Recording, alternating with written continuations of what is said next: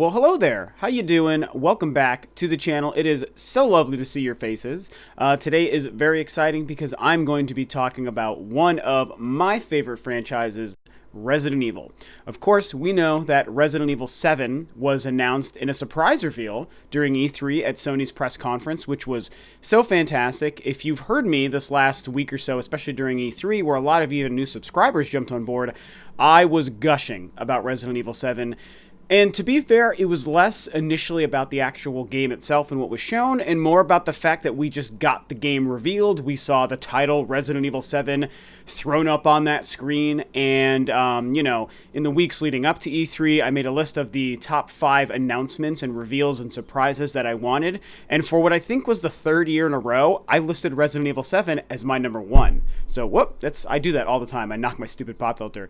So Resident Evil 7 I listed as my number 1. It's the game that I have been clamoring for so long. A lot of people have. There's a lot of Resident Evil and horror game fans out there, and we've felt that this game has been in the works, and Capcom has teased us with these ideas that we are going back to the horror roots of Resident Evil for the future, and since they said that, they've released some remasters of some old games, which have been great. Re-releasing the 2002 GameCube remaster remake of the original 1995, I think, PlayStation 1 game, 95 or 96. That was so cool. I mean, when that game came out on the GameCube, it was the best thing I just had ever seen. It was so great. They re-released that in HD in 2014. Last year, they ended up doing Resident Evil 0 as well, which is another game I think is very underrated. Awesome game. All these games in the old, static camera cinematic sort of gameplay style with the clunky tank controls that a lot of people hate, but I just love so much. Not because they're great, but just because it's just how I know Resident Evil, and it's the only way I prefer to play those games. So Capcom had those games that they started to release, and it's like, well, is that what they meant by going back to the horror roots? Like, what about a new game? What about Resident Evil 7? Resident Evil 6 was incredibly controversial. Most people did not care for it, and I've talked about it a little bit. It's a game that I actually appreciate in a lot of ways. It is not a train wreck or a disaster of a game, and this is coming from an old-time Resident Evil fan. I literally started on the original PlayStation release back in 95 or 96. That was the first time I played Resident Evil, when it had the really cheesy live-action intro before they redid it in CG for the 2002 GameCube remake. So even though I am that old-school Resident Evil fan, when I played Resident Evil 6, I still got a lot of good stuff out of it. I know people don't like it. It's very action-heavy, too action-heavy. I totally agree with that. There's maybe too much going on. It did the thing that I've ranted about so many times. Always co-op with Resident Evil nowadays. Capcom, you're always doing co-op stuff, and you're throwing 2 characters in AI, or even if it's like a co-op thing where someone else is controlling that character, there's always 2 people. And 6 continued that trend, which was a trend I did not like. But there were still some redeeming qualities to it, you guys. I mean, the story was fantastic. Even though there's too many characters and too many things, the way all the different campaigns interweave with each other, and they brought back Leon, and they brought back Ada Wong, and there was a lot of cool things that game did do. So while it's probably definitely on the lower end of the good, mainline Resident Evil games, it's probably maybe at the bottom, near the bottom. It still wasn't terrible. It was like, I'd give it like a 7 or something. It's fine. 4 was this amazing revolution to, for me, still one of my absolute favorite games of all time. And then, they made 5, which was pretty good. I actually think 5 is a good game, and continuing what Resident Evil 4 did. And then they just kept going in the wrong direction with 6. And Revelations was a really good attempt. I really liked that first Revelations game. Revelations 2 was just boring. It wasn't so much bad as it was just boring. It was a snooze fest. I couldn't finish it. So anyway, I'm kind of getting distracted a little bit. The point is, we were all waiting to see what Capcom was going to do with the mainline Resident Evil. Were we going to get 7 or a reboot, but something that counted as a main Resident Evil game? And when at Sony's conference they revealed Resident Evil 7, it was very exciting. I lost my mind.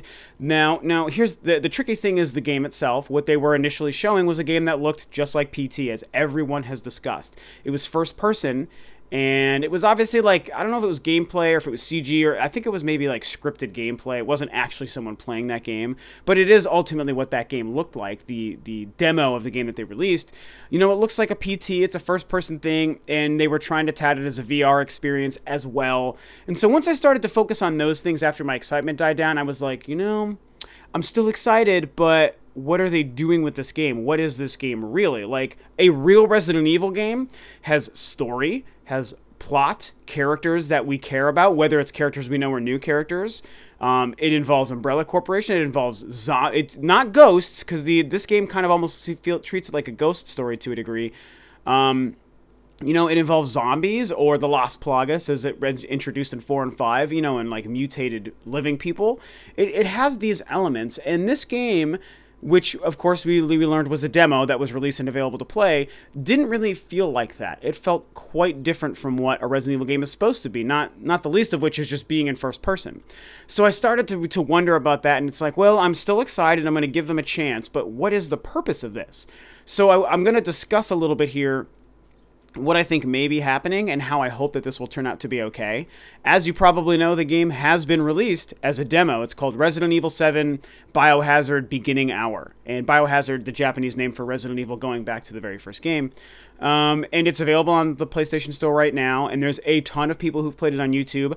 I have also played it. I downloaded and played it. My girlfriend and I sat playing it because we were very excited. I was like, I gotta try this and see what it's like.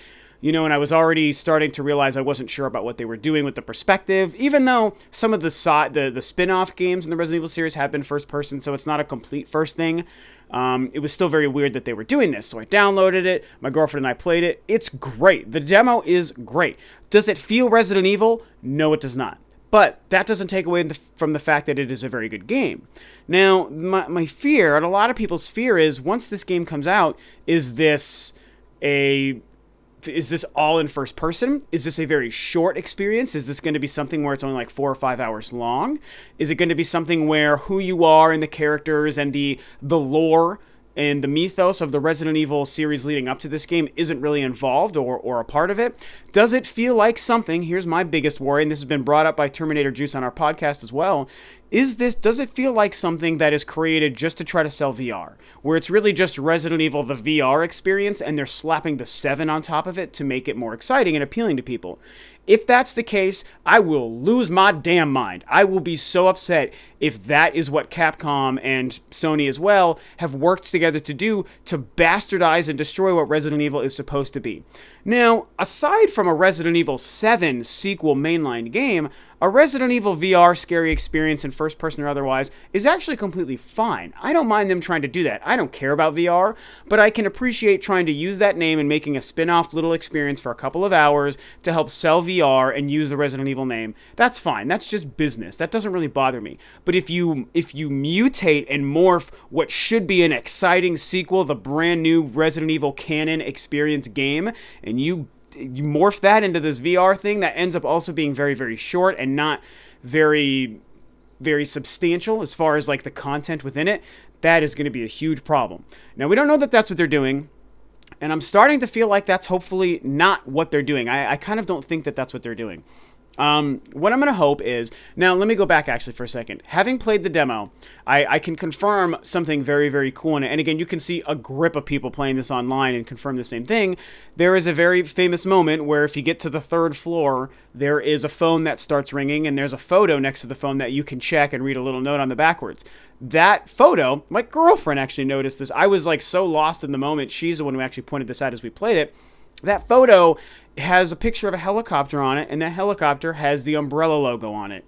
That is the best news. Once I realized that, once she pointed that out, I was like, oh my God, you're right. That was great. I was like, so much of my worry was lifted off of my chest. I was like, whew, okay. So they're trying to tie this into the actual Resident Evil lore and mythos. And hell yes, thank you Capcom for doing that. That is very, very important. They've given a synopsis on the PlayStation blog about this game and they've kind of hinted at they're trying to tell a story. It's set in this weird abandoned kind of house in this shack in the middle of nowhere, and there's something going on with a girl or whatever. And, we're expanding the Resident Evil lore and story to do this and that. And they've used phrasing like that. And while I haven't seen any hints of that other than the Umbrella logo in the actual demo game, I will admit that what they said in that blog update was very exciting, and that's when they revealed the game coming out January 24th, 2017. So I was like, okay, they're starting to make me feel a little bit better about it. So what I'm thinking may be happening here is the final game may or may not still be in first person. I think that at this point it could go either way. And I know you're saying, well, the demo's in first person. Why wouldn't the whole game be in first person? That totally makes sense, and it is very possible.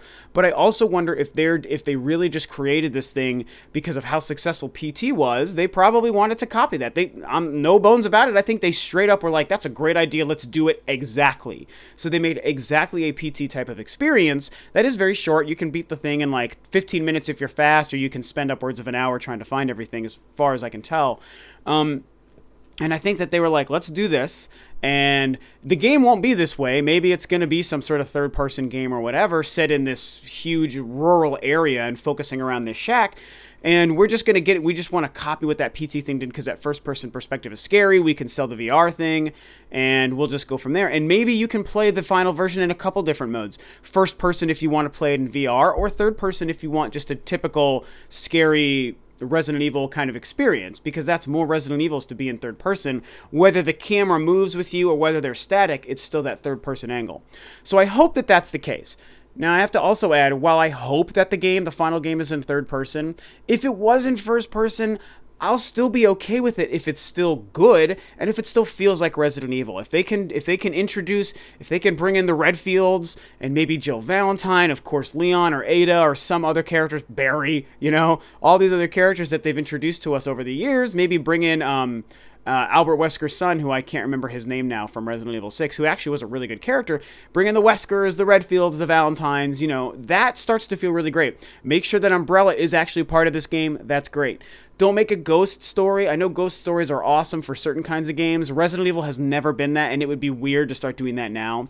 The reason I'm still okay with the first-person perspective for a main game is because Capcom has changed up the formula in the past to great success with this game. Resident Evil 4, people forget, that changed the game at that time. That was the first time a Resident Evil game was that way, and that could have also been like, oh, don't make it this way, it's supposed to be this way, don't change it, and look at how it turned out. I mean, that's one of the best games ever created, one of the highest reviewed games of all time, and for good reason.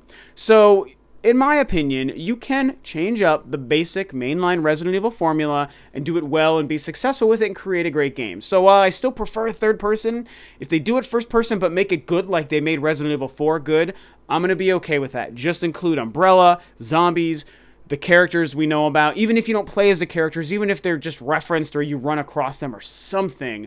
The STARS team, we need STARS members, we need all these things in this game. This isn't a reboot. If this was a reboot, I wouldn't necessarily be clamoring these things. If this was just, hey, it's a brand new Resident Evil, but it's a main game, we're rebooting the series, introduce new shit, that's totally fine. But they're calling it 7. As in a sequel to 6, as in a sequel to all the previous games. So these things, the characters, the lore, Umbrella, STARS, they need to be in this game in some way. We've seen the Umbrella logo on that photo in the demo. That's very, very exciting. So I think I'll probably wrap this up saying I'm very excited still for Resident Evil 7, even though I'm worried they might do some of the wrong things. Maybe it turns out to be all these things that we don't want it to be. A short experience, just an excuse for VR. It's 4 or 5 hours. There's none of the characters and stuff that we care about. It's all first person. It just doesn't feel like Resident Evil.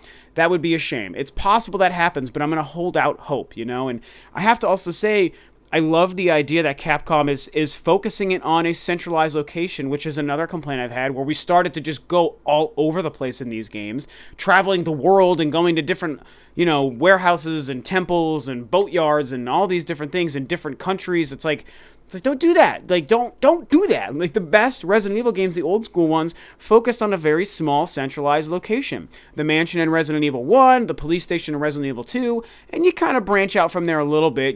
Code Veronica, you're kind of in the city a little bit, and you move around quite a bit in that game. And that's fine, but when you focus on one area that you're like stuck in, your characters are stuck there and they can't get out, which is what the demo kind of felt like, to a very small scale, that is great. That is scary. That is Resident Evil. So they seem to be focusing on this little, rural area, farm town village maybe, or this little shack or house in the middle of nowhere. That's very exciting. If they can stretch that out to a full-fledged, full-length game and include all the Resident Evil things we know and love, I don't care if it's in first person. I don't care.